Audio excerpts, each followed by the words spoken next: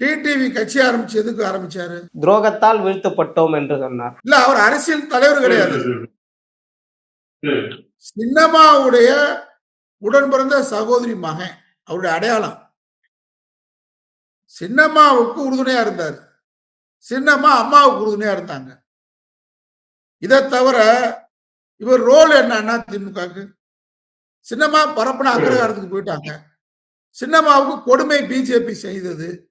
22 நாள் கவர்னர் அங்க வரவிடாம, பதவி பிரமாணம் எடுக்க விடாம, நீதிமன்ற தீர்ப்பை வேகமா வர வைத்து அவரை பரப்புன அக்ரகாரத்துக்கு அழிச்சது பிஜேபி. இத சொன்னவர் டிடிவி. அப்ப சின்னம்மாவுக்கு இருந்த கூட்டம் தான் இவருக்கு வந்துச்சு. சின்னம்மாவுக்கு டிடிவிக்கு வந்த கூட்டம் என்ன? ஒரு முக்குளத்தோர் சமுதாயத்தை சேர்ந்தவரை நன்றி கடன் இல்லாமல் துரோகம் பண்ணி எடப்பாடி பழனிசாமி இந்த கும்பலுக்கு, இந்த குடும்பத்துக்கு துரோகம் பண்ணிட்டாரு. இந்த துரோகத்துக்கு காப்பி ஓபிஎஸ் தர்மயுத்தம் நடக்க வச்சது பிஜேபி. தினகரனை ஜெயில அடைச்சது பிஜேபி. தினகரனை ரெட்டலை சின்னத்தை கொடுக்கூடாம குக்கர் சின்னத்தை கொடுத்தது பிஜேபி. இவ்வளவும் பிஜேபி செஞ்சதுக்காக தான் எடப்பாடி பழனிசாமி எதிர்ப்பு ஓட்டு தான் டிடிவிக்கு விழுந்தது.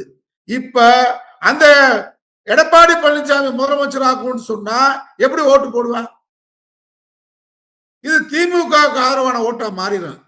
ஏன்னு கேட்டா, பங்காளி சண்டைதான் திமுக அண்ணா திமுக தவிர எடப்பாடிக்கும் டிடிவிக்கு நடந்த சண்டை பிஜேபி துரோகத்தால் அண்ணா திமுகவை அழிப்பதற்காக நடந்த சண்டை. இந்த துரோக சண்டையை அதிமுக தொண்டை ஒத்துக்கிற மாட்டான். அப்ப திராவிட முன்னேற்ற கழகத்துக்கு தான் டிடிவி விழுந்த வாக்கு போய் சேரும். ஏன்னா எடப்பாடி பழனிசாமி முதலமைச்சரா வரக்கூடாதுன்றதுதான் அண்ணா திமுக உண்மையான தொண்டனின் நோக்கம், குறிக்கோள்.